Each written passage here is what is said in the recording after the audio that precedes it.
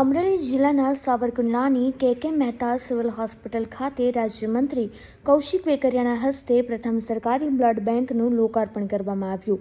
આ પ્રસંગે ધારાસભ્ય મહેશ કસવાલાએ જાહેરાત કરી કે સિવિલ પરિસરમાં ₹55 કરોડના ખર્ચે 150 બેડની નવી અત્યાધુનિક હોસ્પિટલનું નિર્માણ કરવામાં આવશે.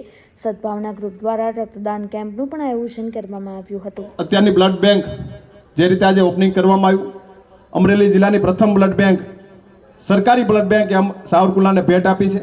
હું આ તકે રાજ્ય સરકારનો પણ હૃદયથી આભાર માનું છું.